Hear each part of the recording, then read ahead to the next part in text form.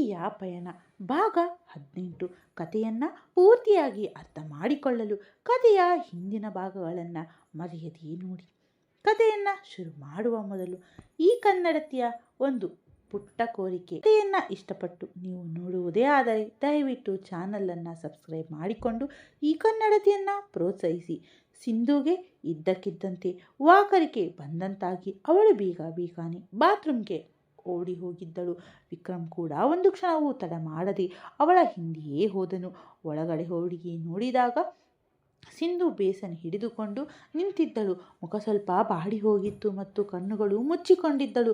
ತನ್ನನ್ನು ತಾನು ಸಂಭಾಳಿಸಿಕೊಳ್ಳಲು ಪ್ರಯತ್ನಿಸುತ್ತಿರುವಂತೆ ಕಾಣುತ್ತಿತ್ತು. ವಿಕ್ರಮ್ ಮುಖದಲ್ಲಿ ಆ ನಿರಾಳತೆ ಒಂದು ಕ್ಷಣದಲ್ಲಿ ಮಾಯವಾಗಿ ಬಿಟ್ಟಿತ್ತು. ಅವನು ತಕ್ಷಣ ಅವಳ ಹತ್ತಿರ ಹೋದನು. ಅವಳ ಕೂದಲನ್ನು ಹಿಂದಕ್ಕೆ ಸರಿಸಿ ತುಂಬ ಮೆಲ್ಲನೆ ಅವಳ ಹೆಗಲ ಮೇಲೆ ಕೈ ಇಡುತ್ತಾ ಕೇಳಿದನು, ಮುದ್ದು, ಏನಾಯಿತು? ಆರಾಮಾಗಿದ್ದೀಯಾ ನೀನು?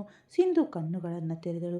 ಮುಖಕ್ಕೆ ನೀರು ಹಾಕಿ ತೊಳೆದುಕೊಂಡು ಲಘುವಾಗಿ ಮುಗುಳ್ನಗಲು ಪ್ರಯತ್ನಿಸುತ್ತಾ ಅಂದಳು, ಏನೂ ಇಲ್ಲ, ಬಹುಶಃ ಬೆಳಗಿನಿಂದ ಓಡಾಟ ಸ್ವಲ್ಪ ಜಾಸ್ತಿ ಆಯಿತು ಅನಿಸುತ್ತದೆ. ಆದರೆ ವಿಕ್ರಮ್ ಅವಳನ್ನು ದಿಟ್ಟಿಸಿ ನೋಡುತ್ತಾ ಇದ್ದನು. ಕಳೆದ ಕೆಲವು ದಿನಗಳಿಂದ ಅವನು ಗಮನಿಸುತ್ತಿದ್ದನು. ಅವಳು ಇದ್ದಕ್ಕಿದ್ದಂತೆ ಸುಸ್ತಾಗುವುದು, ಊಟ ಬಿಡುವುದು, ಕಾರಣವಿಲ್ಲದೆ ಸುಮ್ಮನೆ ಮೌನವಾಗಿ ಬಿಡುವುದು. ಅವನು ಅವಳಿಗೆ ಆ ಕ್ಷಣದಲ್ಲಿ ಏನೂ ಹೇಳಲಿಲ್ಲ. ತಕ್ಷಣ ಹೊರಗೆ ಹೋಗಿ ಸ್ವಲ್ಪ ಸಮಯದ ನಂತರ ನಿಂಬೆಹಣ್ಣಿನ ಜ್ಯೂಸ್ ಮಾಡಿಕೊಂಡು ವಾಪಸ್ ಬಂದನು. ಅವನು ಅವಳ ಎದುರು ಕುಳಿತು ಗ್ಲಾಸನ್ನು ಅವಳ ಕಡೆಗೆ ಚಾಚುತ್ತಾ ಅಂದನು, ಮೊದಲು ಇದನ್ನು ಕುಡಿ ಮುದ್ದು. ಸಿಂಧು ಅವನನ್ನೇ ನೋಡುತ್ತಾ ಇದ್ದಳು. ವಿಕ್ರಮ್ ಗ್ಲಾಸನ್ನು ಅವಳ ಕೈಗೆ ಕೊಡುತ್ತಾ ತುಂಬ ಮೃದುವಾಗಿ ಹೇಳಿದನು, ನಿಧಾನವಾಗಿ ಕುಡಿ. ಸಿಂಧು 2-3 ಗುಟುಕು ಕುಡಿದಳು. ವಿಕ್ರಮ್ ಅವಳ ಕಣ್ಣುಗಳನ್ನು ನೋಡಿಯೇ ಅವಳ ಸ್ಥಿತಿಯನ್ನು ಅರ್ಥ ಮಾಡಿಕೊಳ್ಳಲು ಪ್ರಯತ್ನಿಸಿದನು. ನಂತರ ಅವನು ಮಾತು ತಿರುಗಿಸದೆ ನೇರವಾಗಿ ಹೇಳಿದನು, ನಡಿ, ಡಾಕ್ಟರ್ ಹತ್ತಿರ ಹೋಗಿ ಬರೋಣ. ಅವನು ತನ್ನ ಕೈಯನ್ನು ಮುಂದೆ ಚಾಚಿದನು, ಈಗಲೇ ಅವಳನ್ನು ಕರೆದುಕೊಂಡು ಹೊರಡು ಬಿಡಬೇಕು ಎನ್ನುವಂತೆ. ಆದರೆ ಸಿಂಧು ಕೈಯನ್ನು ಗಟ್ಟಿಯಾಗಿ ಹಿಡಿದುಕೊಂಡಳು. ವಿಕ್ರಮ್ ಅಲ್ಲೇ ನಿಂತನು. ಸಿಂಧು ಮೆಲ್ಲನೆ ಹೇಳಿದಳು, ಈಗಾಗಲೇ? ವಿಕ್ರಮ್ ಪೂರ್ತಿ ಗಂಭೀರವಾಗಿ ಉತ್ತರಿಸಿದನು, ಹೌದು, ಈಗಲೇ. ಸಿಂಧು ಕೆಲವು ಸೆಕೆಂಡ್ ಅವನನ್ನೇ ನೋಡುತ್ತಾ ಇದ್ದಳು. ಆಮೇಲೆ ಲಘುವಾಗಿ ಮುಗುಳ್ನಗುತ್ತಾ ಅಂದಳು, ಆನಂದರಾವ್ ಮಾವ, ನೀಲಿಮಾ ಅಮ್ಮ ಮತ್ತು ಅನುಪಮಾ ಅಮ್ಮ ಬರ್ತಾ ಇದ್ದಾರೆ. ಇಷ್ಟು ದಿನಗಳ ನಂತರ ಅವರು ಮನೆಗೆ ಬರ್ತಾ ಇದ್ದಾರೆ. ಇಂತಹ ಸಮಯದಲ್ಲಿ ನಾವು ಹಾಸ್ಪಿಟಲ್ಗೆ ಹೊರಟು ಹೋದರೆ ಚೆನ್ನಾಗಿರಲ್ಲ. ನನ್ನ ಆರೋಗ್ಯ ಅಷ್ಟೇನೂ ಕೆಟ್ಟಿಲ್ಲ. ಅವರು ಬಂದ ಮೇಲೆ ಸ್ವಲ್ಪ ಸಮಯ ಬಿಟ್ಟು ಹೋಗೋಣ ಪ್ಲೀಸ್. ವಿಕ್ರಮ್ ತಕ್ಷಣ ಅಂದನು, ಅವರೆಲ್ಲರೂ ನನಗೆ ಮುಖ್ಯನೇ, ಆದರೆ ನಿನಗಿಂತ ಮುಖ್ಯವಾದದ್ದು ಬೇರೇನೂ ಇಲ್ಲ. ಅವರಿಗೆ ಒಂದು ವೇಳೆ ನಿನ್ನ ಆರೋಗ್ಯ ಚೆನ್ನಾಗಿಲ್ಲ ಅಂತ ಗೊತ್ತಾದರೆ ಬೇಸರ ಮಾಡಿಕೊಳ್ಳಲ್ಲ, ಬದಲಿಗೆ ನನಗೆ ಬೈತಾರೆ. ಸಿಂಧು ಅವನ ಮುಖವನ್ನೇ ನೋಡುತ್ತಾ ನಿಂತಳು. ಅವನ ಮುಖದಲ್ಲಿ ಆ ಆತಂಕ ಸುಳ್ಳಾಗಿರಲಿಲ್ಲ. ಅವಳು ಅವನ ಇನ್ನೂ ಸ್ವಲ್ಪ ಹತ್ತಿರ ಬಂದು ಮೆಲ್ಲನೆ ಹೇಳಿದಳು, ಆದರೂ ನನಗೋಸ್ಕರ ಒಂದು ಮಾತು ಕೇಳಿ. ನಾನು ಆರಾಮಾಗಿದ್ದೇನೆ. ಅವರು ಬಂದ ತಕ್ಷಣ ಸ್ವಲ್ಪ ಹೊತ್ತಿನಲ್ಲಿ ಹೋಗೋಣ. ವಿಕ್ರಮ್ ಕೆಲವು ಸೆಕೆಂಡ್ ಸುಮ್ಮನಿದ್ದನು. ಆಮೇಲೆ ಒಂದು ದೀರ್ಘವಾದ ಉಸಿರು ಬಿಟ್ಟು ಅವಳ ಹಣೆಯ ಮೇಲೆ ಲಘುವಾಗಿ ಮುತ್ತಿಟ್ಟು ಹೇಳಿದನು, ಸರಿ, ಆದರೆ ನನ್ನದೊಂದು ಷರತ್ತು. ಸಿಂಧು ಕೇಳಿದಳು, ಏನು? ವಿಕ್ರಮ್ ಅಂದನು ಇನ್ನೊಮ್ಮೆ ಸ್ವಲ್ಪ ಕೂಡ ಅನ್ಕಂಫರ್ಟಬಲ್ ಅನ್ನಿಸಿದರೆ ಯಾವುದೇ ನೆಪ ಹೇಳುವ ಹಾಗಿಲ್ಲ, ನೇರವಾಗಿ ಡಾಕ್ಟರ್ ಹತ್ತಿರ ಹೋಗ್ತೀವಿ. ಸಿಂಧು ಲಘುವಾಗಿ ನಕ್ಕು ತಲೆ ಆಡಿಸಿದಳು, ಸರಿ, ಆವಾಗ ಖಂಡಿತ ನಾನು ನಿಮ್ಮ ಜೊತೆ ಬಂದು ಮೆಡಿಸಿನ್ ತೆಗೆದುಕೊಳ್ಳುತ್ತೇನೆ. ವಿಕ್ರಮ್ ಅವಳ ಉತ್ತರಕ್ಕೆ ಲಘುವಾಗಿ ಮುಗುಳ್ನಕ್ಕನು. ಅವನು ಅವಳ ಕೈ ಹಿಡಿದುಕೊಂಡು ಮತ್ತು ಇಬ್ಬರು ರೂಮ್ನಿಂದ ಹೊರಗೆ ಬರಲಾರಂಭಿಸಿದರು. ಅಷ್ಟರಲ್ಲೇ ಹೊರಗೆ ಕಾರು ಬಂದು ನಿಲ್ಲುವ ಧ್ವನಿ ಕೇಳಿಸಿತು. ಕೆಳಗಿನಿಂದ ಸಮರ್ ಜೋರಾದ ಧ್ವನಿ ಕೇಳಿಸಿ ಬಂತು, ಬಂದ್ರು. ಇಬ್ಬರು ಒಬ್ಬರನ್ನೊಬ್ಬರು ನೋಡಿಕೊಂಡರು. ಕೆಳಗೆ ಬಂದರು. ಸಮರ್ ಅಂತೂ ಬಾಗಿಲಲ್ಲೇ ಕಾಯುತ್ತಾ ನಿಂತಿದ್ದನು. ಗೇಟ್ ಓಪನ್ ಆಗಿ ಕಾರು ನಿಲ್ಲುತ್ತಿದ್ದಂತೆ ಎಲ್ಲರಿಗಿಂತ ಮುಂಚೆ ಅನುಪಮಾ ಅಮ್ಮ ಕೆಳಗಡೆ ಇಳಿದರು. ಅವರನ್ನು ನೋಡುತ್ತಿದ್ದಂತೆ ಸಮರ್ ಒಂದು ಕ್ಷಣವೂ ನಿಲ್ಲದೆ ಓಡುತ್ತಾ ಹೋಗಿ ನೇರವಾಗಿ ಅವರನ್ನು ಅಪ್ಪಿಕೊಂಡನು. ಅನುಪಮಾ ಅಮ್ಮ ಮೊದಲು ಒಂದು ಕ್ಷಣ ಆಶ್ಚರ್ಯಪಟ್ಟರು. ಆಮೇಲೆ ತಕ್ಷಣವಾಗಿ ಅವನನ್ನು ತನ್ನ ತೋಳುಗಳಲ್ಲಿ ಬಂಧಿಸಿಕೊಂಡರು. ಅವರ ಮುಖದಲ್ಲಿ ಎಂತಹ ನಗು ಮೂಡಿತ್ತು ಎಂದರೆ ಇಷ್ಟು ತಿಂಗಳ ದೂರ ಒಂದೇ ಕ್ಷಣದಲ್ಲಿ ಮಾಯವಾದಂತೆ ಭಾಸವಾಗಿತ್ತು. ಅವರು ಅವನನ್ನು ಗಟ್ಟಿಯಾಗಿ ಹಿಡಿದುಕೊಂಡು ಅಂದರು, ಅಯ್ಯೋ ನನ್ನ ಮುದ್ದು ಪುಟ್ಟ, ಎಷ್ಟು ದೊಡ್ಡವನಾಗಿ ಬಿಟ್ಟಿದ್ದೀಯ. ಸಮರ್ ಅವರ ಮಡಿಲಲ್ಲಿ ಹತ್ತುತ್ತಾ ಒಂದೇ ಉಸಿರಿನಲ್ಲಿ ಮಾತನಾಡಲಾರಂಭಿಸಿದನು. ಅನುಪಮಾ ಅಮ್ಮ, ನಾನು ಸ್ಕೂಲ್ಗೆ ಕೂಡ ಹೋಗ್ತಾ ಇದ್ದೀನಿ. ನನ್ನ ಟೀಚರ್ ನನ್ನನ್ನು ತುಂಬ ಹೊಗಳ್ತಾರೆ. ನಾನು ಈಗ ತುಂಬ ದೊಡ್ಡವನಾಗಿ ಬಿಟ್ಟಿದ್ದೀನಿ ಗೊತ್ತಾ. ಅನುಪಮ ಅಮ್ಮ ಜೋರಾಗಿ ನಕ್ಕು ಬಿಟ್ಟರು. ಅವರು ಅವನ ಕೆನ್ನೆಗೆ ಮುತ್ತಿಡುತ್ತಾ ಅಂದರು, ಹೌದಾ ನನ್ನ ಬಂಗಾರ, ಅಷ್ಟೊಂದು ದೊಡ್ಡವಾಗಿ ಬಿಟ್ಟಿದ್ದೀನಾ? ಅಷ್ಟರಲ್ಲಿ ಅವರ ಹಿಂದಿನಿಂದ ನೀಲಿಮಾ ಅಮ್ಮ ಮತ್ತು ಆನಂದರಾವ್ ಮಾವ ಕೆಳಗಿಳಿದರು. ವಿಕ್ರಮ್ ಕೆಲವು ಕ್ಷಣ ಅವರನ್ನೇ ನೋಡುತ್ತಾ ಇದ್ದನು. ಆಮೇಲೆ ನಿಧಾನವಾಗಿ ಮುಂದೆ ಹೆಜ್ಜೆ ಇಟ್ಟನು. ಅವನು ಮೊದಲು ಆನಂದರಾವ್ ಮಾವನ ಹತ್ತಿರ ಹೋಗಿ ಭಾಗಿ ಅವರ ಕಾಲಿಗೆ ನಮಸ್ಕರಿಸಿದನು. ಆಮೇಲೆ ನೀಲಿಮಾ ಅಮ್ಮನ ಕಾಲಿಗೆ, ನಂತರ ಅನುಪಮ ಅಮ್ಮ ಕಾಲಿಗೆ ನಮಸ್ಕರಿಸಿದನು. ಆದರೆ ನೀಲಿಮಾ ಅಮ್ಮ ಅವನ ತಲೆಯ ಮೇಲೆ ಕೈ ಇಡುತ್ತಿದ್ದಂತೆ ಅವನ ಮುಖದ ನಗು ಇನ್ನೂ ಮೃದುವಾಗಿತ್ತು. ಅವನು ಎದ್ದು ನೇರವಾಗಿ ಅವರನ್ನು ತಬ್ಬಿಕೊಂಡನು. ಅವನು ಮೆಲ್ಲನೆ ಹೇಳಿದನು, ನೀವು ಬರೋದಕ್ಕೆ ತುಂಬ ಲೇಟ್ ಮಾಡಿಬಿಟ್ರಿ ಅಮ್ಮ. ನೀಲಿಮಾ ಅಮ್ಮನ ಕಣ್ಣುಗಳು ತುಂಬಿ ಬಂದವು. ಅವರು ಅವನ ತಲೆ ಸವರುತ್ತಾ ಹೇಳಿದರು, ಇನ್ಮೇಲೆ ನಾವು ಎಲ್ಲೂ ಹೋಗಲ್ಲ ನನ್ನ ಪುಟ್ಟ, ನಿನ್ನ ಜೊತೆಯಲ್ಲೇ ಇರ್ತೀವಿ. ಆನಂದರಾವ್ ಮಾವ ಮುಗುಳ್ನಗುತ್ತಾ ಅಂದರು, ಬರ್ತಾ ಇದ್ದಂತೆ ಕಂಪ್ಲೇಂಟ್ ಶುರುವಾಗಿ ಬಿಟ್ಟಿದೆ ನಮ್ಮ ಸಾಹೇಬರದ್ದು. ವಿಕ್ರಮ್ ಲಘುವಾಗಿ ನಕ್ಕನು. ಅಷ್ಟರಲ್ಲೇ ಸಿಂಧು ಮುಂದೆ ಬಂದಳು. ಅವಳು ಮೊದಲು ಆನಂದರಾವ್ ಮಾವನ ಕಾಲಿಗೆ ನಮಸ್ಕರಿಸಿದಳು. ಆಮೇಲೆ ನೀಲಿಮಾ ಅಮ್ಮ ಮತ್ತು ಅನುಪಮ ಅಮ್ಮನ ಆಶೀರ್ವಾದ ಪಡೆದಳು. ನೀಲಿಮಾ ಅಮ್ಮ ಅವಳನ್ನು ಎಬ್ಬಿಸಿ ತುಂಬ ಜಾಗ್ರತೆಯಿಂದ ಅವಳ ಮುಖವನ್ನು ನೋಡಲು ಆರಂಭಿಸಿದರು. ಕೆಲವು ಸೆಕೆಂಡ್ ಅವರು ಏನೂ ಮಾತನಾಡಲಿಲ್ಲ. ಆಮೇಲೆ ಅವಳ ಕೆನ್ನೆಯ ಮೇಲೆ ಕೈ ಇಟ್ಟು ಕೇಳಿದರು, ಖುಷಿಯಾಗಿದ್ದೀಯಾ ತಾನೇ ಮಗಳೇ? ಸಿಂಧು ಮುಗುಳ್ನಕ್ಕಳು. ಆದರೆ ಅದೇ ಸಮಯದಲ್ಲಿ ಆಯಾಸದ ಲಘುಛಾಯೆ ಮತ್ತೆ ಅವಳ ಮುಖದಲ್ಲಿ ಮೂಡಿತ್ತು. ನೀಲಿಮಾ ಅಮ್ಮ ಕಣ್ಣುಗಳು ತುಂಬ ಶಾರ್ಪ್ ಆಗಿದ್ದವು. ಅವರು ತಕ್ಷಣ ಕೇಳಿದರು, ಎಲ್ಲ ಆರಾಮಾಗಿದೆಯಾ ಮಗಳೇ? ಯಾಕೋ ಮುಖ ಸುಸ್ತಾದ ಹಾಗೆ ಕಾಣಿಸುತ್ತಾ ಇದೆ? ಸಿಂಧು ತಕ್ಷಣ ಅಂದಳು, ಹೌದು ಅಮ್ಮ, ಬೆಳಗ್ಗಿನಿಂದ ಕೆಲಸ ಸ್ವಲ್ಪ ಜಾಸ್ತಿ ಆಯಿತು ಅಷ್ಟೇ. ವಿಕ್ರಮ್ ದೂರ ನಿಂತು ಅವಳನ್ನೇ ನೋಡುತ್ತಾ ಇದ್ದನು. ಅವನಿಗೆ ಬೆಳಗಿನ ಆ ಕ್ಷಣ ನೆನಪಾಗಿತ್ತು. ಆದರೆ ಅವನು ಈಗ ಏನು ಹೇಳುವಲ್ಲಿಲ್ಲ. ಸುಮ್ಮನೆ ಬಂದು ಅವಳ ಪಕ್ಕದಲ್ಲಿ ನಿಂತುಕೊಂಡನು. ಅವನ ಮುಖದಲ್ಲಿ ಇನ್ನೂ ಅದೇ ಆತಂಕವಿತ್ತು. ಆದರೆ ಈ ಸಮಯದಲ್ಲಿ ಅವನು ಅದನ್ನು ತನ್ನ ನಗುವಿನ ಹಿಂದೆ ಮುಚ್ಚಿಟ್ಟನು. ಏಕೆಂದರೆ ಇಷ್ಟು ದಿನಗಳ ನಂತರ ಮನೆ ನಿಜವಾಗಿಯೂ ಒಂದು ಪರಿಪೂರ್ಣ ಕುಟುಂಬವಾಗಿ ಬದಲಾಗಿತ್ತು. ಸ್ವಲ್ಪ ಸಮಯದ ಮುಂಚೆಯಷ್ಟೇ ಮನೆಯಲ್ಲಿ ನಗು, ಹರಟೆ ಮತ್ತು ಪ್ರೀತಿಯ ಒಕ್ಕೂಟವಿತ್ತು. ಇಷ್ಟು ದಿನಗಳ ನಂತರ ತಮ್ಮ ಸ್ವಂತ ಜನರು ಮನೆಗೆ ಬಂದಿದ್ದರಿಂದ ವಾತಾವರಣದಲ್ಲಿ ಒಂದು ವಿಭಿನ್ನ ಆಪ್ತತೆ ತುಂಬಿತ್ತು. ಎಲ್ಲರೂ ಫ್ರೆಶ್ ಅಪ್ ಆಗಿ ಕೆಳಗೆ ಬಂದರು. ಡೈನಿಂಗ್ ಟೇಬಲ್ ಮೇಲೆ ಬ್ರೇಕ್ಫಾಸ್ಟ್ ಸಿದ್ಧವಾಗಿತ್ತು. ವಿದ್ಯಾ ಆಂಟಿ ಮತ್ತು ಉಳಿದ ಸ್ಟಾಫ್ ಎಲ್ಲ ನಾಚುಕಟ್ಟಾಗಿ ಜೋಡಿಸಿಟ್ಟಿದ್ದರು. ಸಮರ್ಥನ ಅನುಪಮ ಅಮ್ಮನ ಪಕ್ಕದಲ್ಲೇ ಕುಳಿತುಕೊಂಡು ನಿರಂತರವಾಗಿ ತನ್ನ ಸ್ಕೂಲ್ನ ಮಾತುಕತೆಗಳನ್ನು ಹೇಳ್ತಾ ಇದ್ದನು. ಇವತ್ತು ಅವನು ಯಾರನ್ನ ಸೋಲಿಸಿದ್ದ, ಯಾರೋ ಅವನ ಡ್ರಾಯಿಂಗನ್ನು ಹೊಗಳಿದ್ದರು, ಟೀಚರ್ ಅವನಿಗೆ ಸ್ಟಾರ್ ಕೊಟ್ಟಿದ್ದು ಮತ್ತು ತನ್ನ ಪಪ್ಪನ ಥರಾನೇ ಅವನು ಬೇಗ ಬೇಗ ಮ್ಯಾಥ್ಸ್ ಸಾಲ್ವ್ ಮಾಡಿದ ಅಂತ ಹೇಳ್ತಾ ಇದ್ದನು. ಆನಂದರಾವ್ ಮಾವ ಮಧ್ಯೆ ಮಧ್ಯದಲ್ಲಿ ಅವನ ಮಾತುಗಳನ್ನು ಕೇಳಿ ನಗುತ್ತಿದ್ದರು ಮತ್ತು ನೀಲಿಮಾ ಅಮ್ಮ ಬರೀ ಅವನನ್ನೇ ನೋಡುತ್ತಿದ್ದರು. ಇಷ್ಟು ತಿಂಗಳ ಆ ಮಿಸ್ಸಿಂಗ್ ಅನ್ನು ಇವತ್ತೇ ಪೂರ್ತಿ ಮಾಡಿಕೊಳ್ಳಬೇಕು ಎನ್ನುವಂತೆ. ವಿಕ್ರಮ್ ಪದೇ ಪದೇ ಎಲ್ಲರ ಪ್ಲೇಟ್ಗಳನ್ನು ಗಮನಿಸುತ್ತಿದ್ದನು. ಯಾರಿಗೆ ಏನು ಬೇಕು, ಯಾರಿಗೆ ಏನು ಸರ್ವ್ ಮಾಡಬೇಕು ಅಂತ ನೋಡುತ್ತಿದ್ದನು. ಆದರೆ ಅವನ ದೃಷ್ಟಿ ಪ್ರತಿ ಕೆಲವು ಸೆಕೆಂಡ್ಗಳಿಗೊಮ್ಮೆ ಸಿಂಧು ಮೇಲೆ ನಿಲ್ಲುತ್ತಿತ್ತು. ಬೆಳಗ್ಗಿನಿಂದ ಅವಳು 2-3 ಬಾರಿ ಸಿಂಧುಗೆ ಅನ್ಕಂಫರ್ಟಬಲ್ ಅನಿಸುತ್ತಿದ್ದನ್ನು ನೋಡಿದ್ದನು. ಸಿಂಧು ಎಲ್ಲವೂ ನಾರ್ಮಲ್ ಆಗಿ ಕಾಣಿಸುವಂತೆ ಪ್ರಯತ್ನಿಸುತ್ತಿದ್ದಳು. ಮುಖದಲ್ಲಿ ನಗು ಇತ್ತು, ಆದರೆ ಕಣ್ಣುಗಳ ಕೆಳಗೆ ಲಘು ಆಯಾಸ ಸ್ಪಷ್ಟವಾಗಿ ಕಾಣಿಸುತ್ತಿತ್ತು. ಅವಳ ಪ್ಲೇಟ್ನಲ್ಲಿ ಎಲ್ಲರಿಗೂ ಸರ್ವ್ ಮಾಡ್ತಾ ಇದ್ದಕ್ಕಿದ್ದಂತೆ ಅವಳ ಕೈಗಳು ಅಲ್ಲೇ ನಿಂತವು. ಮುಖದ ಬಣ್ಣ ಬದಲಾಗಿತ್ತು. ಅವಳು ಒಂದು ಕ್ಷಣ ಕಣ್ಣನ್ನು ಮುಚ್ಚಿಕೊಂಡಳು ಮತ್ತು ಮರುಕ್ಷಣವೇ ತನ್ನ ಬಾಯಿಯನ್ನು ಕೈಯಿಂದ ಒತ್ತಿ ಹಿಡಿದುಕೊಂಡು ಚೇರನ್ನು ಹಿಂದಕ್ಕೆ ಸರಿಸಿ ಎದ್ದು ನಿಂತಳು ಮತ್ತು ಬಹುತೇಕ ಓಡುತ್ತಾ ಕೆಳಗಿನ ಬಾತ್ರೂಮ್ ಕಡೆ ಹೋದಳು. ವಿಕ್ರಮ್ ಒಂದು ಸೆಕೆಂಡ್ ಕೂಡ ಕಾಯಲಿಲ್ಲ. ಚೇರ್ ಹಿಂದೆ ತಳ್ಳಿ ತಕ್ಷಣ ಅವಳ ಹಿಂದೆ ಹೋದನು. ಇದೆಲ್ಲವೂ ಎಷ್ಟು ಸಡನ್ ಆಗಿ ನಡೆಯಿತು ಎಂದರೆ ನೀಲಿಮಾ ಅಮ್ಮ ಮತ್ತು ಅನುಪಮ ಅಮ್ಮ ಕೂಡ ಒಬ್ಬರನ್ನೊಬ್ಬರು ನೋಡಿಕೊಂಡರು. ಆಮೇಲೆ ಇಬ್ಬರು ನಿಧಾನವಾಗಿ ಅವಳ ಹಿಂದೆಯೇ ಹೋದರು. ಒಳಗಡೆ ಹೋಗಿ ನೋಡಿದಾಗ ಸಿಂಧು ಬೇಸನ್ ಹಿಡಿದುಕೊಂಡು ಬಾಗಿದ್ದಳು. ಅವಳಿಗೆ ವಾಂತಿಯಾಗುತ್ತಿತ್ತು. ವಿಕ್ರಮ್ ಅವಳ ಪೂರ್ತಿ ಬೆನ್ನ ಹಿಂದೆ ನಿಂತಿದ್ದನು. ಒಂದು ಕೈ ಅವಳ ಕುತ್ತಿಗೆ ಹಿಂದೆ ಇದ್ದರೆ ಮತ್ತೊಂದು ಕೈ ಅವಳ ಹೆಗಲ ಮೇಲಿತ್ತು. ಅವನ ಮುಖದಲ್ಲಿ ಗಾಬರಿ ಸ್ಪಷ್ಟವಾಗಿ ಎದ್ದು ಕಾಣುತ್ತಿತ್ತು. ಸಿಂಧು ಸ್ವಲ್ಪ ಸಂಭಾಳಿಸಿಕೊಳ್ಳುತ್ತಿದ್ದಂತೆ ಅವನು ತಕ್ಷಣ ಗ್ಲಾಸ್ನಲ್ಲಿ ನೀರು ತುಂಬಿಸಿ ಅವಳ ತುಟಿಗಳ ಹತ್ತಿರ ತಂದು ಹೇಳಿದನು, ನಿಧಾನವಾಗಿ ಕುಡಿ ಮುದ್ದು, ಆರಾಮಾಗಿ, ಆತುರ ಬೇಡ. ಸಿಂಧು ಸ್ವಲ್ಪ ನೀರು ಕುಡಿದಳು. ವಿಕ್ರಮ್ ತನ್ನ ಕೈಗಳಿಂದ ಅವಳ ತುಟಿಗಳ ಅಂಚನ್ನು ಒರೆಸಿದನು ಮತ್ತು ಅವಳ ಮುಖ ನೋಡಿ ತುಂಬ ಮೃದುವಾಗಿ ಹೇಳಿದನು, ಸಾಕು, ಈಗ ಇನ್ನು ಒಂದು ಮಾತು ಆಡಬೇಡ. ನಾವು ಹಾಸ್ಪಿಟಲ್ಗೆ ಹೋಗ್ತಾ ಇದ್ದೀವಿ. ಬೆಳಗ್ಗೆಯಿಂದ ನೋಡ್ತಾನೆ ಇದ್ದೀನಿ. ನೀನು ಆರಾಮಾಗಿಲ್ಲ. ಸಿಂಧು ಲಘುವಾಗಿ ತಲೆ ಆಡಿಸುತ್ತಾ ಅಂದಳು. ನಾನು ಆರಾಮಾಗಿದ್ದೇನೆ ನಿಜವಾಗಿಯೂ, ವಿಕ್ರಮ್ ಅವಳ ಹಣೆಯ ಮೇಲೆ ಕೈ ಇಟ್ಟು ಹೇಳಿದನು. ಇಲ್ಲ, ನೀನು ಆರಾಮಾಗಿಲ್ಲ ಮತ್ತು ನೀನು ನನ್ನಿಂದ ಏನಾದರೂ ಮುಚ್ಚಿಡುವುದು ನನಗೆ ಸ್ವಲ್ಪವೂ ಇಷ್ಟವಾಗಲ್ಲ. ನಿನಗೆ ಏನೇ ಅನಿಸಿದರೂ ಎಲ್ಲಕ್ಕಿಂತ ಮುಂಚೆ ನನಗೆ ಹೇಳಬೇಕು ಅಂತ ನಿನಗೆ ಗೊತ್ತಿದೆ ಅಲ್ವಾ? ಅಷ್ಟರಲ್ಲೇ ಬಾಗಿಲಲ್ಲಿ ನಿಂತಿದ್ದ ಅನುಪಮ ಅಮ್ಮ ಮತ್ತು ನೀಲಿಮಾ ಅಮ್ಮನ ದೃಷ್ಟಿ ಅವರಿಬ್ಬರ ಮೇಲೆ ಬಿದ್ದಿತ್ತು. ಇಬ್ಬರು ಕೆಲವು ಸೆಕೆಂಡ್ಗಳ ಕಾಲ ಅಲ್ಲೇ ಸ್ತಬ್ಧರಾಗಿ ನಿಂತರು. ಅವರ ಎದುರು ಯಾವುದೇ ದೊಡ್ಡ ದೃಶ್ಯವಿರಲಿಲ್ಲ. ಬರೆಯೊಬ್ಬ ಗಂಡನ ತನ್ನ ಹೆಂಡತಿಯ ಮುಖದಲ್ಲಿದ್ದ ನೀರನ್ನು ಒರೆಸುತ್ತಿದ್ದನು ಅಷ್ಟೇ. ಆದರೆ ಆ ಪುಟ್ಟ ದೃಶ್ಯದಲ್ಲಿ ಇಷ್ಟೊಂದು ಆಪ್ತತೆ ಇತ್ತು ಎಂದರೆ ಇಬ್ಬರ ಕಣ್ಣುಗಳು ತಾವಾಗಿಯೇ ತುಂಬಿ ಬಂದವು. ಅನುಪಮ ಅಮ್ಮ ಮನಸ್ಸಿನಲ್ಲಿಯೇ ದೃಷ್ಟಿ ತೆಗೆದರು. ನೀಲಿಮಾ ಅಮ್ಮ ಮೆಲ್ಲನೆ ಕಣ್ಣೀರು ಒರೆಸಿಕೊಂಡರು. ಇಷ್ಟು ವರ್ಷಗಳ ನಂತರ ಅವರು ವಿಕ್ರಮ್ನನ್ನು ಯಾರಿಗಾದರೂ ಈ ಮಟ್ಟಿಗೆ ಗಾಬರಿಯಾಗುವುದನ್ನು ನೋಡುತ್ತಿದ್ದರು. ವಿಕ್ರಮ್ ಮತ್ತೆ ಹೇಳಿದನು, ನಾನು ನಿನಗೆ ಎಷ್ಟು ಬಾರಿ ಹೇಳಿದ್ದೀನಿ ಚೆನ್ನಾಗಿ ಅನಿಸದಿದ್ದರೆ ಹೇಳು ಅಂತ. ಯಾಕೆ ಇಷ್ಟೊಂದು ಹಠ ಮಾಡ್ತಿದ್ದೀಯಾ ಮುದ್ದು? ಸಿಂಧು ಅವನ ಕೈ ಹಿಡಿದುಕೊಂಡು ಮೆಲ್ಲನೆ ಹೇಳಿದಳು. ಸಾರಿ. ವಿಕ್ರಮ್ ಅವಳ ಕಡೆ ನೋಡಿ ಅವಳ ಕೂದಲನ್ನು ಕಿವಿಯ ಹಿಂದೆ ಸರಿಸುತ್ತಾ ಹೇಳಿದನು.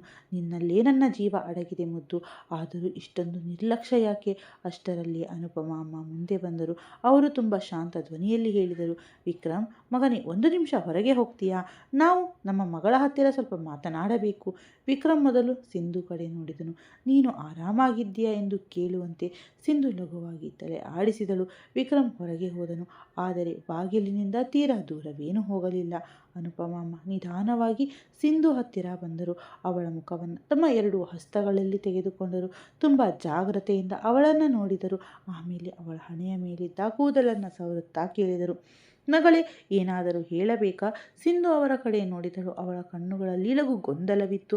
ಅವಳು ಮೆಲ್ಲನೆ ಅಂದಳು, ಅಮ್ಮ, ಇತ್ತೀಚೆಗೆ ಊಟ ಮಾಡೋಕ್ಕೆ ಮನಸ್ಸೇ ಆಗ್ತಾ ಇಲ್ಲ. ಎಷ್ಟು ಒಳ್ಳೆ ಅಡುಗೆ ಇರಲಿ ಸ್ವಲ್ಪ ತಿಂದರೂ ಒಂಥರ ವಿಚಿತ್ರವಾಗಿ ಅನಿಸಲು ಶುರುವಾಗಿ ಬಿಡುತ್ತದೆ. ಬೇಗ ಸುಸ್ತಾಗುತ್ತದೆ ಮತ್ತು ಯಾವುದೇ ವಸ್ತು ಇರಲಿ ಅದರ ವಾಸನೆ ತುಂಬ ವಿಚಿತ್ರವಾಗಿ ಕಾಡುತ್ತದೆ. ನೀಲಿಮಾ ಅಮ್ಮ ಮತ್ತು ಅನುಪಮ ಅಮ್ಮ ಒಬ್ಬರನ್ನೊಬ್ಬರು ನೋಡಿಕೊಂಡರು. ಆಮೇಲೆ ಅನುಪಮ ಅಮ್ಮ ತುಂಬ ನಿಧಾನವಾಗಿ ಕೇಳಿದರು, ಒಂದು ಮಾತು ಹೇಳು ಮಗಳೇ, ನಿನ್ನ ಪೀರಿಯಡ್ಸ್ ಕರೆಕ್ಟಾಗಿ ಟೈಮ್ಗೆ ಬರ್ತಿದೆಯಾ? ಸಿಂಧು ಮೊದಲು ಕೆಲವು ಸೆಕೆಂಡ್ ಯೋಚಿಸುತ್ತಾ ನಿಂತಳು. ಆಮೇಲೆ ಅವಳ ಮುಖದ ಭಾವನೆ ಸಂಪೂರ್ಣವಾಗಿ ಬದಲಾಗಿ ಹೋಗಿತ್ತು. ಕಣ್ಣುಗಳು ನಿಧಾನವಾಗಿ ದೊಡ್ಡದಾದವು. ಅವಳು ಮನಸ್ಸಿನಲ್ಲಿಯೇ ದಿನಗಳನ್ನು ಲೆಕ್ಕ ಹಾಕುತ್ತಿರುವಂತೆ ಕಾಣುತ್ತಿತ್ತು. ಆಮೇಲೆ ಇದ್ದಕ್ಕಿದ್ದಂತೆ ಅಂದಳು, ಅಮ್ಮ, ಮತ್ತು ಅಲ್ಲೇ ಮಾತು ನಿಲ್ಲಿಸಿದಳು. ಅನುಪಮ ಅಮ್ಮ ಅವಳ ಕೈ ಹಿಡಿದುಕೊಂಡರು. ಸಿಂಧು ಮೆಲ್ಲನೆ ಹೇಳಿದಳು, ನನ್ನ ಡೇಟ್ 10ನೇ ತಾರೀಕಿತ್ತು. ಅವಳು ನಿಂತಳು. ಆಮೇಲೆ ತಲೆಯಲ್ಲಿ ಏನೋ ಹೊಳೆದಂತಾಗಿ ಮತ್ತೆ ಮುಂದಿನ 10ನೇ ತಾರೀಕಿಗೆ 2 ತಿಂಗಳು ತುಂಬುತ್ತೆ ಅಮ್ಮ. ಅವಳ ಕಣ್ಣುಗಳು ತಾನಾಗಿಯೇ ಅರಳಿದ್ದವು. ನನಗೆ ಇದರ ಗಮನನೇ ಇರಲಿಲ್ಲ. ಕೋಣೆಯಲ್ಲಿ ಕೆಲವು ಸೆಕೆಂಡ್ಗಳ ಕಾಲ ಸಂಪೂರ್ಣ ಮೌನ ಆವರಿಸಿತ್ತು. ನೀಲಿಮಾ ಅಮ್ಮ ಕಣ್ಣುಗಳು ತುಂಬಿ ಬಂದವು. ಅನುಪಮ ಅಮ್ಮ ಮುಖದಲ್ಲಿ ಒಂದು ಲಘು ಮುಗುಳ್ನಗೆ ಮೂಡಿತ್ತು. ಅವರ ಹಣೆಯ ಚುಂಬಿಸಿ ಹೇಳಿದರು, ಮಗಳೇ, ಈಗ ಏನು ಯೋಚಿಸಬೇಡ. ಆದರೆ ನಾವು ಏನು ಯೋಚಿಸುತ್ತಿದ್ದೇವೋ ಅದು ಒಂದು ಒಳ್ಳೆಯ ವೇಳೆ ನಿಜವಾದರೆ ಆ ದೇವರು ನಿನ್ನ ಮಡಿಲನ್ನು ಮತ್ತೆ ಖುಷಿಯಿಂದ ತುಂಬಿಸಲು ಹೊರಟಿದ್ದಾನೆ. ಸಿಂಧು ಅಲ್ಲೇ ನಿಂತೇ ಬಿಟ್ಟಳು. ಅವಳ ಕೈಗಳು ತಾನಾಗಿಯೇ ಅವಳ ಹೊಟ್ಟೆಯ ಹತ್ತಿರ ಬಂದು ಮೊದಲ ಬಾರಿಗೆ ಆ ಸಾಧ್ಯತೆಯನ್ನು ಅವಳು ಅನುಭವಿಸುತ್ತಿರುವಂತೆ ನೀಲಿಮಾ ಅಮ್ಮ ಅವಳ ತಲೆಯನ್ನು ಸವರುತ್ತಾ ಹೇಳಿದಳು, ಮೊದಲು ಡಾಕ್ಟರ್ ಹತ್ತಿರ ಕನ್ಫರ್ಮ್ ಮಾಡಿಕೊಳ್ಳೋಣ ಮಗಳೇ, ಆಮೇಲೆ ಉಳಿದ ಮಾತನ್ನು. ಅಷ್ಟರಲ್ಲಿ ಹೊರಗೆ ಆತಂಕದಿಂದ ಕಾಯುತ್ತಿದ್ದ ವಿಕ್ರಮ್ ಒಳಗಡೆ ಬಂದನು. ಅವನು ಬರುತ್ತಿದ್ದಂತೆ ಕೇಳಿದನು, ಏನಾಯಿತು? ಎಲ್ಲವೂ ಆರಾಮಾಗಿದೆ ತಾನೇ? ಅನುಪಮ ಅಮ್ಮ ಮುಗುಳ್ನಗುತ್ತಾ ಹೇಳಿದರು, ಈಗ ಏನೂ ಇಲ್ಲ ಮಗನೇ, ಆದರೆ ಒಮ್ಮೆ ಡಾಕ್ಟರ್ಗೆ ತೋರಿಸುವುದು ತುಂಬ ಅಗತ್ಯವಿದೆ. ವಿಕ್ರಮ್ 1 ಸೆಕೆಂಡ್ ಕೂಡ ವೇಸ್ಟ್ ಮಾಡದೆ ತಕ್ಷಣ ಅಂದನು, ಸರಿ, ಈಗಲೇ ಹೋಗೋಣ. ಅವನು ಸಿಂಧು ಕಡೆ ಕೈ ಚಾಚಿದನು. ಸಿಂಧು ಅವನ ಕಡೆ ನೋಡಿದಳು. ಅವಳ ಕಣ್ಣಲ್ಲಿ ಲಘು ಗಾಬರಿ ಜೊತೆ ಒಂದು ಹೊಸ ಭರವಸೆ ಮತ್ತು ತುಂಬ ಅಲಿಖಿತ ಮಾತುಗಳಿದ್ದವು. ಅವಳು ಸುಮ್ಮನೆ ತನ್ನ ಕೈಯನ್ನು ವಿಕ್ರಮ್ ಕೈಯಲ್ಲಿಟ್ಟಳು. ವಿಕ್ರಮ್ ಅವಳ ಬೆರಳುಗಳನ್ನು ಗಟ್ಟಿಯಾಗಿ ಹಿಡಿದುಕೊಂಡನು. ಏನೇ ಆದರೂ ಜೊತೆಯಾಗಿ ಎದುರಿಸೋಣ ಎಂದು ಹೇಳುವಂತೆ. ಆಮೇಲೆ ಅವನು ಮೆಲ್ಲನೆ ಹೇಳಿದನು, ಬಾ ಮುದ್ದು, ಒಮ್ಮೆ ಡಾಕ್ಟರ್ನ ಕನ್ಸಲ್ಟ್ ಮಾಡೋಣ. ಮತ್ತು ಇಬ್ಬರು ಜೊತೆಗೆ ಹೋಗಿ ಹೊರಗೆ ನಡೆದರು. ಅವರ ಹಿಂದೆ ನಿಂತಿದ್ದ ಅವರಿಬ್ಬ ಅಮ್ಮಂದಿರ ಕಣ್ಣುಗಳಲ್ಲಿ ಕಣ್ಣುಗಳಲ್ಲಿ ಪ್ರಾರ್ಥನೆಗಳಿದ್ದವು ಮತ್ತು ಮನಸ್ಸಿನಲ್ಲಿ ಒಂದು ಪುಟ್ಟ ಭರವಸೆ ಇತ್ತು. ಬಹುಶಃ ಈ ಮನೆಯಲ್ಲಿ ಮತ್ತೊಂದು ಹೊಸದೊಂದು ಮಗುವಿನ ನಗು ಕೇಳಿಸಲಿತ್ತು. ಹಾಸ್ಪಿಟಲ್ನ ಆ ಕೋಣೆಯಲ್ಲಿ ಮಂದವಾದ ತಂಪು ಸುಗಂಧ ಹರಡಿತ್ತು. ಹೊರಗೆ ಜನರು ತಮ್ಮ ತಮ್ಮ ಸರದಿಗೆ ಕಾಯುತ್ತಿದ್ದರು ಮತ್ತು ಒಳಗಡೆ ವಿಕ್ರಮ್ ಹಾಗೂ ಸಿಂಧು ಜೊತೆಯಾಗಿ ಕುಳಿತಿದ್ದರು. ಸಿಂಧು ತನ್ನ ಬೆರಳುಗಳಿಂದ ಸೀರೆಯ ಸೆರಗನ್ನು ಪದೇ ಪದೇ ಮಡಚುತ್ತಿದ್ದಳು ಮತ್ತು ವಿಕ್ರಮ್ ಅವಳ ಪ್ರತಿಯೊಂದು ಪುಟ್ಟ ಚಲನೆಯನ್ನು ಜಾಗ್ರತೆಯಿಂದ ನೋಡುತ್ತಾ ಇದ್ದನು. ಅವಳ ಉಸಿರಾಟವು ಈಗ ಸಿಂಧು ಮುಖದ ಭಾವನೆಗೆ ಕನೆಕ್ಟ್ ಆದಂತೆ ಭಾಸವಾಗುತ್ತಿತ್ತು. ಡಾಕ್ಟರ್ ಕೆಲವು ಪ್ರಾಥಮಿಕ ಪ್ರಶ್ನೆಗಳನ್ನು ಕೇಳಿದರು. ಸಿಂಧು ಸ್ವಲ್ಪ ಸಂಕೋಚದಿಂದಲೇ ಉತ್ತರಿಸಿದಳು. ಸುಸ್ತಾಗುವುದು, ಊಟ ಮಾಡಲು ಮನಸ್ಸಾಗದೇ ಇರುವುದು, ಪದೇ ಪದೇ ವಾಂತಿ ಬಂದ ಹಾಗೆ ಅನಿಸುವುದು ಮತ್ತು ಬೇಗನೆ ದಣಿಯುವುದು. ಡಾಕ್ಟರ್ ಏನೋ ನೋಟ್ ಮಾಡಿಕೊಂಡರು. ಆಮೇಲೆ ಮುಗುಳ್ನಗುತ್ತಾ ಹೇಳಿದರು, ಲಕ್ಷಣಗಳನ್ನು ನೋಡಿದರೆ ಬಹುತೇಕ ಪ್ರೆಗ್ನೆನ್ಸಿಗೆ ಕಡೆಗೆ ಇಶಾರೆ ಮಾಡುತ್ತಾ ಇದೆ. ಆದರೆ ಕನ್ಫರ್ಮ್ ಮಾಡಿಕೊಳ್ಳಲು ಕೆಲವು ಟೆಸ್ಟ್ಗಳನ್ನು ಅಗತ್ಯವಿದೆ. ವಿಕ್ರಮ್ ಕಣ್ಣುಗಳು ಒಂದು ಸೆಕೆಂಡ್ ಸಿಂಧು ಮೇಲೆ ಹೋಗಿ ನಿಂತವು. ಅವನು ಏನೂ ಹೇಳಲಿಲ್ಲ, ಬರೀ ನಿಧಾನವಾಗಿ ಅವಳ ಕೈಯನ್ನು ಗಟ್ಟಿಯಾಗಿ ಹಿಡಿದುಕೊಂಡನು. ಸಿಂಧು ಅವನ ಕಡೆ ನೋಡಿದಳು. ಅವರಿಬ್ಬರ ಕಣ್ಣುಗಳಲ್ಲಿ ಒಂದೇ ಸಮಯದಲ್ಲಿ ಒಂದು ಪುಟ್ಟ ಭಯವೂ ಇತ್ತು, ಭರವಸೆಯೂ ಇತ್ತು, ಒಂದು ವಿಚಿತ್ರವಾದ ಹೃದಯ ಬಡಿತವೂ ಇತ್ತು. ಅದು ಬಹುಶಃ ಇವರಿಬ್ಬರ ನಡುವೆ ಮಾತುಗಳಿಲ್ಲದೆ ಸಾಗುತ್ತಿತ್ತು. ಸ್ವಲ್ಪ ಸಮಯದ ನಂತರ ಟೆಸ್ಟ್ಗಳು ಆದವು. ಕಾಯುವಿಕೆ ಶುರುವಾಗಿತ್ತು. ಆ 20 ರಿಂದ 25 ನಿಮಿಷ ಸಮಯದ ನಂತರ ಇರಲಿಲ್ಲ. ಇಡೀ ಜೀವನವೇ ಅಲ್ಲೇ ನಿಂತು ಹೋದಂತೆ ಅನಿಸುತ್ತಿತ್ತು.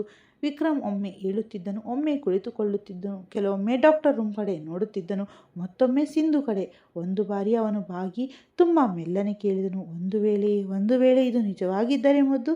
ಸಿಂಧು ಅವನ ಕಡೆ ನೋಡಿ ಲಘುವಾಗಿ ಮುಗುಳ್ನಕ್ಕಳು. ಹಾಗಿದ್ದರೆ ನೀವು ಸಂಭಾಳಿಸಿಕೊಳ್ಳುತ್ತೀರಾ ತಾನೇ? ವಿಕ್ರಮ್ ಅವಳ ಮಾತು ಕೇಳಿ ಕೆಲವು ಸೆಕೆಂಡ್ ಅವಳನ್ನೇ ನೋಡುತ್ತಾ ನಿಂತು ಬಿಟ್ಟನು. ಆಮೇಲೆ ಅವನು ತುಂಬ ಮೃದುವಾಗಿ ಉತ್ತರಿಸಿದನು, ಮೊದಲ ಬಾರಿಗೆ ನಿನ್ನನ್ನು ಮತ್ತು ಸಮರ್ನನ್ನು ನನ್ನದಾಗಿಸಿಕೊಂಡಾಗ ಅನಿಸಿತ್ತು, ಜೀವನ ನನಗೆ ಮತ್ತೆ ಬದುಕುವುದನ್ನು ಕಲಿಸಿದೆ ಅಂತ. ಒಂದು ವೇಳೆ ಇವತ್ತು ಇದು ನಿಜವಾದರೆ.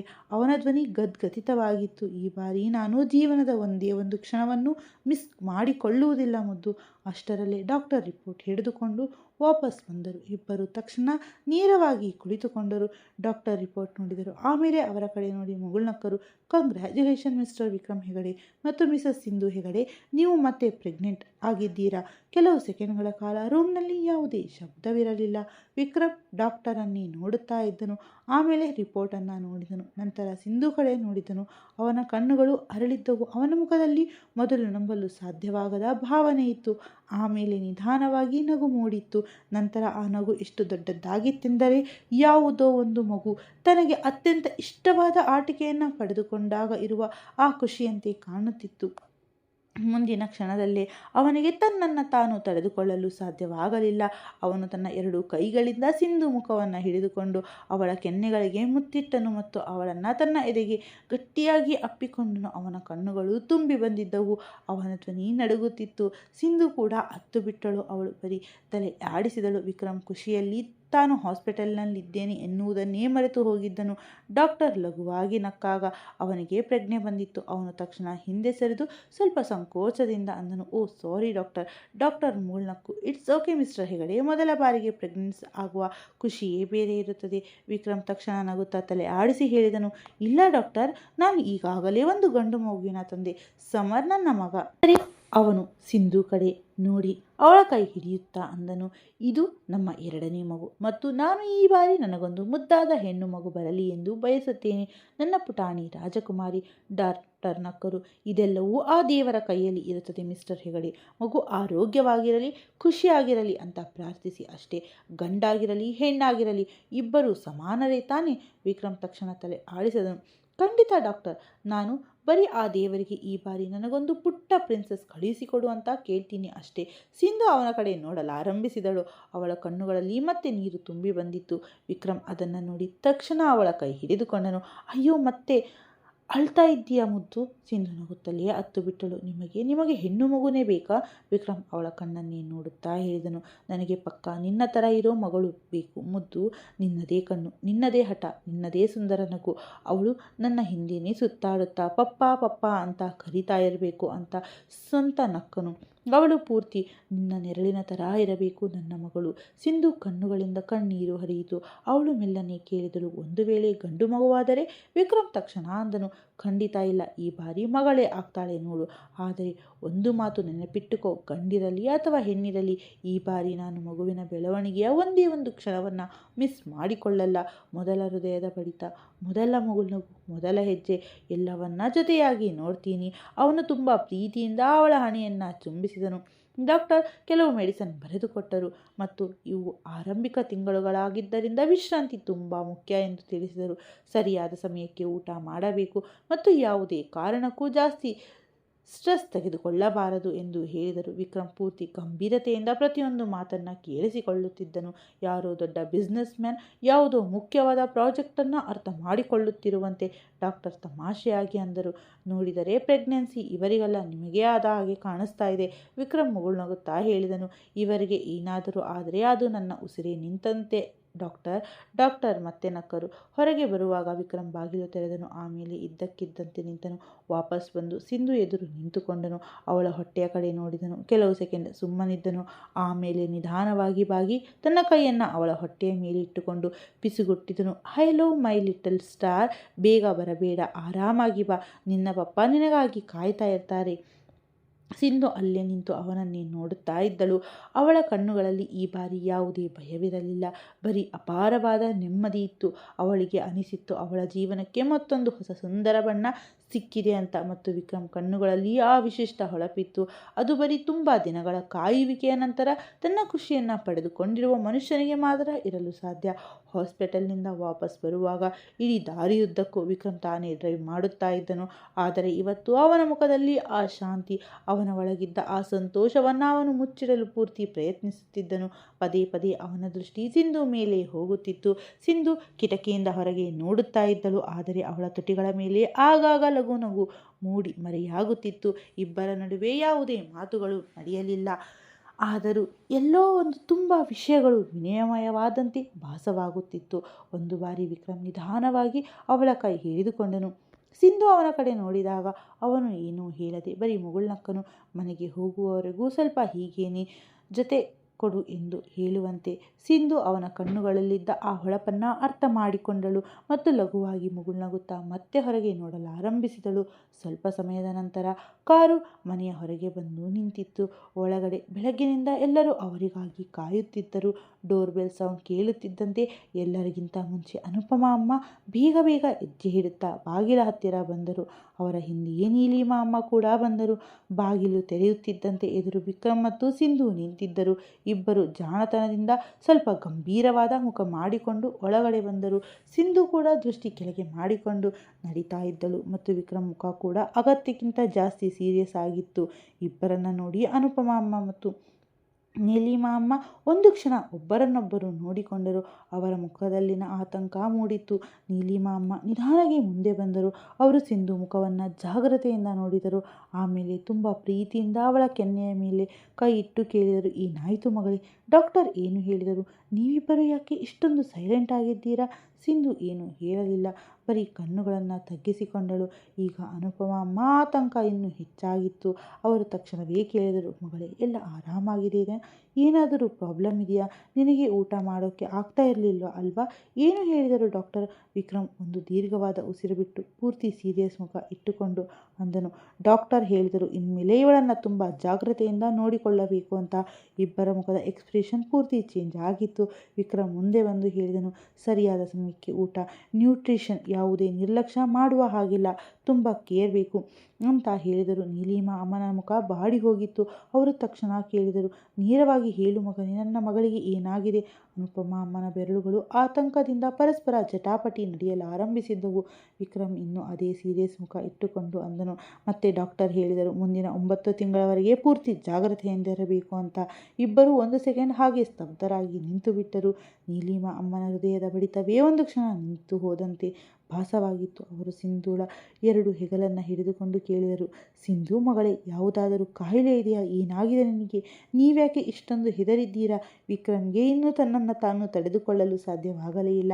ಅವನ ಮುಖದಲ್ಲಿ ದೊಡ್ಡದಾದ ನಗು ಮೂಡಿತ್ತು. ಅವನು ಮೆಲ್ಲನೆ ಹೇಳಿದನು, ನಾನು ಡಾಕ್ಟರ್ಗೆ ಹೇಳಿದ್ದೆ, ಇವಳಿಗೆ ಇವರಿಬ್ಬರ ಅಮ್ಮಂದಿರು ಇದ್ದಾರೆ. ಅವರೆಲ್ಲ ಇಷ್ಟೊಂದು ಜಾಗ್ರತೆ ವಹಿಸುವಾಗ ಯಾವುದೇ ಪ್ರಾಬ್ಲಮ್ ಹೇಗೆ ಆಗುತ್ತದೆ ಅಂತ. ಕೊನೆಗೂ ನಿಮ್ಮಿಬ್ಬರು ಅಜ್ಜಿ ಹಾಗೂ ನಾನಿ ಆಗುವ ಸೌಭಾಗ್ಯ ಸಿಗಲಿದೆ. ಕೆಲವು ಸೆಕೆಂಡ್ಗಳ ಕಾಲ ಇಡೀ ಮನೆಯಲ್ಲಿ ಸಂಪೂರ್ಣ ಶಾಂತತೆ ಆವರಿಸಿತ್ತು. ಆಮೇಲೆ ಆ ಮಾತುಗಳು ನಿಧಾನವಾಗಿ ಎಲ್ಲರ ತಲೆಗೆ ಮುಟ್ಟಿತ್ತು. ನೀಲಿಮಾ ಅಮ್ಮನ ಕಣ್ಣುಗಳು ಅರಳಿದ್ದವು. ಅವರು ಮೊದಲು ವಿಕ್ರಮ್ನನ್ನು ನೋಡಿದರು, ಆಮೇಲೆ ಸಿಂಧೂಳನ್ನು, ನಂತರ ಮತ್ತೆ ವಿಕ್ರಮ್ ಕಡೆ ತಿರುಗಿ ಏನು ಎಂದರು. ವಿಕ್ರಮ್ ಮುಗುಳ್ನಗುತ್ತಾ ತಲೆ ಆಡಿಸಿದನು. ಮರುಕ್ಷಣ ನೀಲಿಮಾ ಅಮ್ಮ ಅವನ ಕಿವಿ ಹಿಡಿದರು. ವಿಕ್ರಮ್, ನೀನು ನಿನ್ನ ನೀಲಿಮಾ ಅಮ್ಮನ ಜೊತೆಯಲ್ಲೇ ಜೋಕ್ ಮಾಡ್ತಾ ಇದ್ದೀಯಾ? ನನ್ನ ಜೀವವೇ ಹೋದ ಹಾಗೆ ಆಗಿತ್ತು ಗೊತ್ತಾ? ಅವರ ಕಣ್ಣುಗಳಲ್ಲಿ ಕಣ್ಣೀರು ಬಂದಿತ್ತು, ಆದರೆ ಮುಖದಲ್ಲಿ ಇಂತಹ ಸಂತೋಷವಿತ್ತು ಎಂದರೆ ಅವರಿಗೆ ಇಡೀ ಜಗತ್ತೇ ಮರಳಿ ಸಿಕ್ಕಂತೆ ಕಾಣುತ್ತಿತ್ತು. ಅವರು ಅವನನ್ನು ಲಘುವಾಗಿ ಎಳೆದು ಅಪ್ಪಿಕೊಂಡರು. ನೇರವಾಗಿ ಹೇಳೋಕ್ಕೆ ಆಗ್ತಾ ಇರಲಿಲ್ವಾ, ನಾನು ಮತ್ತೆ ಅಜ್ಜಿ ಆಗ್ತಾ ಇದ್ದೀನಿ ಅಂತ? ವಿಕ್ರಮ್ ಜೋರಾಗಿ ನಕ್ಕನು. ಅಷ್ಟರಲ್ಲೇ ನೀಲಿಮಾ ಅಮ್ಮ ತಕ್ಷಣ ಸಿಂಧು ಕಡೆ ತಿರುಗಿದರು. 2 ಕೈಗಳಿಂದ ಅವಳ ಮುಖವನ್ನು ಹಿಡಿದುಕೊಂಡು ಅವಳ ಕಣ್ಣುಗಳನ್ನು ನೋಡಿ ಹಣೆಯ ಮೇಲೆ ಮುತ್ತಿಟ್ಟರು. ನನ್ನ ಮಗಳು ತಾಯಿ ಆಗ್ತಾ ಇದ್ದಾಳೆ. ಅವರ ಧ್ವನಿ ಗದ್ಗದಿತವಾಗಿತ್ತು. ಸಿಂಧು ಕಣ್ಣುಗಳು ತುಂಬಿ ಬಂದವು. ಅನುಪಮಾ ಅಮ್ಮ ಇಷ್ಟು ಹೊತ್ತು ಬರೀ ಅವರನ್ನೇ ನೋಡುತ್ತಾ ಇದ್ದರು. ಈಗ ಅವರು ನಿಧಾನವಾಗಿ ಮುಂದೆ ಬಂದರು. ಅವರು ಸಿಂಧು ತಲೆಯ ಮೇಲೆ ಕೈ ಇಟ್ಟು ಕೆಲವು ಸೆಕೆಂಡ್ ಏನೂ ಮಾತನಾಡಲು ಸಾಧ್ಯವಾಗಲೇ ಇಲ್ಲ. ಅವರ ಕಣ್ಣುಗಳಿಂದ ಆನಂದ ಬಾಷ್ಪ ಹರಿಯುತ್ತಿತ್ತು. ಅವರು ಬರೀ ಸಿಂಧೂಳನ್ನು ತಮ್ಮ ತೋಳುಗಳಲ್ಲಿ ಬಂಧಿಸಿಕೊಂಡರು. ಆ ದೇವರು ನನ್ನ ಮಗಳ ಮಡಿಲನ್ನು ಖುಷಿಯಿಂದ ತುಂಬಿಸಿದ. ಅವಳು ತುಂಬ ಕಷ್ಟಪಟ್ಟಿದ್ದಾಳೆ. ಆಮೇಲೆ ಹಿಂದೆ ಸರಿದು ಅವಳ ಕೆನ್ನೆಗಳನ್ನು ಸವರಲಾರಂಭಿಸಿದರು ಮತ್ತು ಅಂದರು, ಈಗ ಅರ್ಥವಾಯಿತು ನಿನ್ನ ಮುಖದಲ್ಲಿ ಆ ಹೊಸ ಕಳೆ ಯಾಕೆ ಇತ್ತು ಅಂತ. ವಿಕ್ರಮ್ ಅಲ್ಲೇ ನಿಂತು ಅವರನ್ನೇ ನೋಡುತ್ತಾ ಇದ್ದನು. ಅನುಪಮಾ ಅಮ್ಮ ಅವನ ಕಡೆ ಬಂದು ಅವನ ತಲೆಯ ಮೇಲೆ ಕೈ ಇಟ್ಟು ಹೇಳಿದರು, ತುಂಬ ಖುಷಿಯಾಗ್ತಿದೆ ಮಗನೇ. ನೀನು ನಿಜವಾಗಿಯೂ ತುಂಬ ಬದಲಾಗಿದ್ದೀಯ. ಮುಂಚೆ ನಿನ್ನ ನೋವನ್ನು ಮುಚ್ಚಿಡ್ತಾ ಇದ್ದೆ, ಇವತ್ತು ಖುಷಿಯನ್ನು ಹಂಚಿಕೊಳ್ಳುವುದನ್ನು ಕಲಿತಿದ್ದೀಯ. ನೀಲಿಮಾ ಅಮ್ಮ ಮತ್ತೆ ಅವನ ಹತ್ತಿರ ಬಂದು ಅವನ ಮುಖವನ್ನು ತಮ್ಮ 2 ಕೈಗಳಲ್ಲಿ ತೆಗೆದುಕೊಂಡು ಹೇಳಿದರು, ನನಗೆ ತುಂಬ ಖುಷಿ ಆಗ್ತಾ ಇದೆ ನನ್ನ ಪುಟ್ಟ. ನನ್ನ ಮಗ ಇವತ್ತು ತುಂಟತನ ಮಾಡುವುದನ್ನು ಕಲಿತಿದ್ದಾನೆ, ನಗುವುದನ್ನು ಕಲಿತಿದ್ದಾನೆ, ಬದುಕುವುದನ್ನು ಕಲಿತಿದ್ದಾನೆ. ಯಾವಾಗಲೂ ಹೀಗೇನೇ ಇರು. ಇನ್ಮೇಲೆ ನಿನ್ನ ಜೀವನಕ್ಕೆ ಯಾವುದೇ ದುಃಖ ಮರಳಿ ಬರುವ ಧೈರ್ಯ ಕೂಡ ಮಾಡಬಾರದು. ವಿಕ್ರಮ್ ನಗುವಾಗಿ ಮುಗುಳ್ನಕ್ಕನು, ಆದರೆ ಅವನ ಕಣ್ಣುಗಳಲ್ಲಿ ತೇವವಿದ್ದವು. ಅವನು ನಿಧಾನವಾಗಿ ಅವರ ಕೈ ಹಿಡಿದುಕೊಂಡು ಅಂದನು, ಅಮ್ಮ, ನಾನು ತುಂಬ ಹೆದರಿಬಿಟ್ಟಿದ್ದೆ. ನನಗೆ ಅನಿಸಿತ್ತು ಎಲ್ಲಾದರೂ ಮತ್ತೆ. ನೀಲಿಮಾ ಅಮ್ಮ ತಕ್ಷಣ ಅವನ ತುಟಿಗಳ ಮೇಲೆ ಬೆರಳಿಟ್ಟು, ಏನೂ ಆಗಲ್ಲ ಮಗನೇ, ಈ ಬಾರಿ ನಾವೆಲ್ಲರೂ ಇದ್ದೀವಿ ಅಲ್ವಾ? ಅನುಪಮಾ ಅಮ್ಮ ಕೂಡ ಪಕ್ಕಕ್ಕೆ ಬಂದರು. ಇನ್ಮೇಲೆ ನನ್ನ ಮಗಳು ಯಾವುದೇ ಹಠ ಮಾಡಲ್ಲ, ಸರಿಯಾದ ಸಮಯಕ್ಕೆ ಊಟ ಮಾಡ್ತಾಳೆ, ರೆಸ್ಟ್ ತೆಗೆದುಕೊಳ್ಳುತ್ತಾಳೆ. ಒಂದು ವೇಳೆ ಮಾತು ಕೇಳದಿದ್ದರೆ ಮೊದಲು ನಾನೇ ಬೈತೀನಿ. ಸಿಂಧು ನಕ್ಕಳು. ಅಷ್ಟರಲ್ಲೇ ಹಿಂದಿನಿಂದ ಸಮರ್ ಓಡುತ್ತಾ ಬಂದನು. ಏನಾಯಿತು? ಎಲ್ಲರೂ ಯಾಕೆ ಅಳ್ತಾ ಇದ್ದೀರಾ? ಎಲ್ಲರೂ ಒಬ್ಬರನ್ನೊಬ್ಬರು ನೋಡಿ ನಕ್ಕು ಬಿಟ್ಟರು. ವಿಕ್ರಮ್ ಬಾಗಿ ಅವನನ್ನು ಮಡಿಲಿಗೆ ಎತ್ತಿಕೊಂಡನು. ಅವನ ಕೂದಲನ್ನು ಕೆದಕುತ್ತಾ ಹೇಳಿದನು, ಏನೂ ಇಲ್ಲ ಪುಟ್ಟ, ಬರೀ ಆ ದೇವರು ನಮ್ಮ ಮನೆಗೆ ಮತ್ತೊಂದು ಪುಟ್ಟ ಸರ್ಪ್ರೈಸ್ ಕಳಿಸಲು ನಿರ್ಧರಿಸಿದ್ದಾನೆ. ಸಮರ್ಗೆ ಮೊದಲು ಏನೂ ಅರ್ಥವಾಗಲಿಲ್ಲ. ಆಮೇಲೆ ಕೇಳಿದನು, ಅಂದರೆ ನನಗೆ ಆಟವಾಡಲು ಯಾರಾದರೂ ಸಿಗ್ತಾರಾ? ಎಲ್ಲರೂ ಜೋರಾಗಿ ನಗು ಬಂದಿತು. ನೀಲಿಮಾ ಅವನನ್ನು ತನ್ನ ಮಡಿಲಿಗೆ ಎತ್ತಿಕೊಂಡು ಹೇಳಿದರು, ಹೌದು ನನ್ನ ಬಂಗಾರ. ಸಮರ್ ಖುಷಿಯಿಂದ ಚಪ್ಪಾಳೆ ತಟ್ಟಲಾರಂಭಿಸಿದನು ಮತ್ತು ಅಂದು ಆ ಮನೆಯಲ್ಲಿ ಯಾವುದೋ ದೊಡ್ಡ ಪಾರ್ಟಿ ನಡೆಯಲಿಲ್ಲ, ಯಾವುದೋ ಗದ್ದಲವಿರಲಿಲ್ಲ. ಆದರೂ ಆ ದಿನ ಅವರೆಲ್ಲರ ಜೀವನದ ಅತ್ಯಂತ ಸುಂದರ ದಿನಗಳಲ್ಲಿ ಒಂದಾಗಿ ಸೇರಿ ಹೋಯಿತು. ಏಕೆಂದರೆ ಅಂದು ಬರೀ ಒಂದು ಹೊಸ ಸುದ್ದಿ ಬಂದಿರಲಿಲ್ಲ, ಅಂದು ಆ ಮನೆ ಮತ್ತೆ ಬರಲಿರುವ ಆ ಪುಟ್ಟ ಹೃದಯ ಬಡಿತದ ಸೌಂಡ್ ಕೇಳಿಸಿಕೊಂಡಿತ್ತು. ರಾತ್ರಿಯ ಸಮಯವಾಗಿತ್ತು. ಇಡೀ ಮನೆಯಲ್ಲಿ ಒಂದು ವಿಭಿನ್ನವಾದ ಮೃದು ಖುಷಿ ಹರಡಿ ಹೊಸ ಸುದ್ದಿ ಎಲ್ಲರ ಮುಖದಲ್ಲೂ ಕಳೆಯನ್ನು ತಂದಿತ್ತು. ಆದರೆ ಎಲ್ಲಕ್ಕಿಂತ ದೊಡ್ಡ ಚೇಂಜ್ ಅನುಪಮಾ ಅಮ್ಮ ಮತ್ತು ನೀಲಿಮಾ ಅಮ್ಮನಲ್ಲಿ ಕಾಣಿಸುತ್ತಿತ್ತು. ಅವರಿಬ್ಬರು ಅದೇ ಕ್ಷಣದಲ್ಲಿ ನಿರ್ಧರಿಸಿದಂತಿದ್ದರು, ಇನ್ಮೇಲೆ ಸಿಂಧುಗೆ ಬರೀ ಪ್ರೀತಿಯೆಲ್ಲ, ಪೂರ್ತಿ ಕಾವಲು ಸಿಗಲಿ ಅಂತ. ಸಂಜೆ ಚಹಾ ಆದ ಮೇಲೆ ಸಿಂಧುಗೆ ಲಘುವಾಗಿ ಹಸಿವಾದಂತಾಗಿತ್ತು. ಅದಕ್ಕೆ ವಿದ್ಯಾ ಆಂಟಿ ಅವಳಿಗೆ ಸ್ವಲ್ಪ ಲಘು ತಿಂಡಿ ಮಾಡಿಕೊಟ್ಟರು.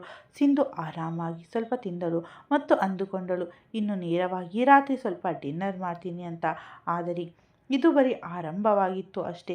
ಕಷ್ಟದ ಮೇಲೆ 1 ಗಂಟೆ ಕಳೆದಿರಬಹುದು. ಅಷ್ಟರಲ್ಲಿ ನೀಲಿಮಾ ಅಮ್ಮ ಸ್ವಂತ ಒಂದು ದೊಡ್ಡ ಪ್ಲೇಟ್ನಲ್ಲಿ ಫ್ರೂಟ್ಸ್ಗಳನ್ನು ಕಟ್ ಮಾಡಿಕೊಂಡು ತೆಗೆದುಕೊಂಡು ಅವಳ ಎದುರು ಬಂದು ನಿಂತುಕೊಂಡರು. ಸೇಬು, ದಾಳಿಂಬೆ, ಬಾಳೆಹಣ್ಣು ಎಲ್ಲವನ್ನ ಜೋಡಿಸಿದ್ದರು.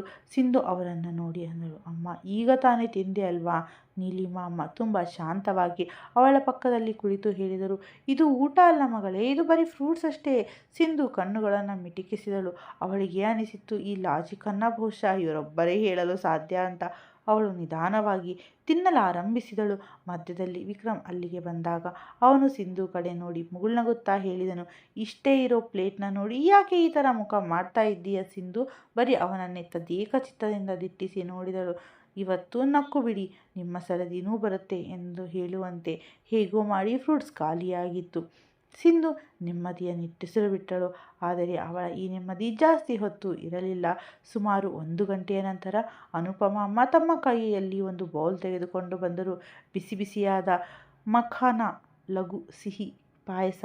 ಅವರು ಪ್ರೀತಿಯಿಂದ ಹೇಳಿದರು, ಸ್ವಲ್ಪ ಹಾಲು ಕುಡಿ, ಹೊಟ್ಟೆಗೆ ಸೇರಿದ ಹಾಗೆ ಆಗುತ್ತದೆ ಮತ್ತು ಮಖಾನ ಕೂಡ ಹೆಲ್ತ್ಗೆ ತುಂಬ ಒಳ್ಳೆಯದು. ಸಿಂಧು ಆ ಬೌಲ್ನ ನೋಡಿದಳು, ಆಮೇಲೆ ಅನುಪಮ ಅಮ್ಮನನ್ನು ನೋಡಿದಳು, ನಂತರ ಮೇಲಿದ್ದ ಚಾವಣಿಯನ್ನು ನೋಡಿದಳು. ಇವತ್ತು ನನ್ನ ಜೊತೆಗೆ ಯಾಕೆ ಹೀಗೆ ಮಾಡ್ತಾ ಇದ್ದೀರಾ ಎಂದು ಆ ದೇವರನ್ನ ಕೇಳುವಂತೆ. ಆದರೆ ಇಬ್ಬರ ಮುಖದಲ್ಲಿದ್ದ ಆ ಖುಷಿಯನ್ನು ನೋಡಿ ಅವಳಿಗೆ ಬೇಡ ಎನ್ನಲು ಮನಸ್ಸಾಗಲೇ ಇಲ್ಲ. ನಿಧಾನವಾಗಿ ಅದನ್ನು ಕೂಡ ತಿಂದು ಮುಗಿಸಿದಳು. ಅವಳಿಗೆ ಪೂರ್ತಿ ನಂಬಿಕೆ ಇತ್ತು ಇನ್ನು ರಾತ್ರಿಯವರೆಗೂ ಯಾರು ಏನು ಕೊಡಲ್ಲ ಅಂತ. ಆದರೆ ಅಸಲಿ ಕತೆ ಶುರುವಾಗಿದ್ದೇ ಡೈನಿಂಗ್ ಟೇಬಲ್ ಮೇಲೆ. ರಾತ್ರಿ ಎಲ್ಲರ ಜೊತೆಯಾಗಿ ಊಟಕ್ಕೆ ಕುಳಿತರು. ಈ ಬಾರಿ ಸಿಂಧು ತುಂಬ ಬುದ್ಧಿವಂತಿಕೆ ತೋರಿಸಿ ತಾನೇ ಸ್ವಂತ ತನ್ನ ಪ್ಲೇಟನ್ನು ಜೋಡಿಸಿಕೊಂಡಿದ್ದಳು. ಅದರಲ್ಲಿ 1 ಚಪಾತಿ ಮತ್ತು 1 ರೈಸ್ ಇಟ್ಟುಕೊಂಡಿದ್ದಳು.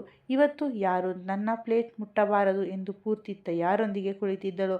ಆದರೆ ಅವಳು ಮೊದಲ ತುತ್ತು ತೆಗೆದುಕೊಳ್ಳುತ್ತಿದ್ದಂತೆ ನೀಲಿಮಾ ಅಮ್ಮ ಅವಳ ಪ್ಲೇಟ್ ಕಡೆ ನೋಡಿ ಅಂದರು, ಇಷ್ಟೇನಾ?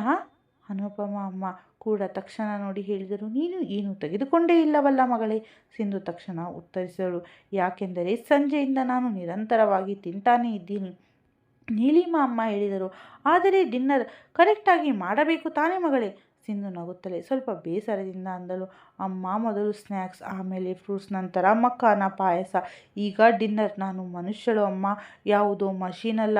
ನೀವು ನನ್ನ ಹೊಟ್ಟೆ ತುಂಬಿಸುತ್ತಲೇ ಇರೋದಕ್ಕೆ. ಸಮರ್ ಜೋರಾಗಿ ನಕ್ಕು ಬಿಟ್ಟನು. ವಿಕ್ರಮ್ ನೀರು ಕುಡಿಯುತ್ತಾ ತನ್ನ ಕೆಮ್ಮನ್ನು ತಡೆಯಲು ಪ್ರಯತ್ನಿಸಿದನು. ಸಿಂಧು ಮೆಲ್ಲನೆ ಅಂದಳು, ಅಮ್ಮ ನನಗೆ ಇಷ್ಟೊಂದು ತಿನ್ನಲು ಸಾಧ್ಯವಿಲ್ಲ. ನೀಲಿಮಾ ಅಮ್ಮ ತಕ್ಷಣ ಹೇಳಿದರು, ಈಗಲೇ ನೆನಪಾನಾ? ಅನುಪಮ ಅಮ್ಮ ಪ್ರೀತಿಯಿಂದ ಆದರೆ ಸ್ವಲ್ಪ ಕಠಿಣ ಧ್ವನಿಯಲ್ಲಿ ಹೇಳಿದರು, ಹಾಗೆ ಮಾಡಬಾರದು ಮಗಳೇ.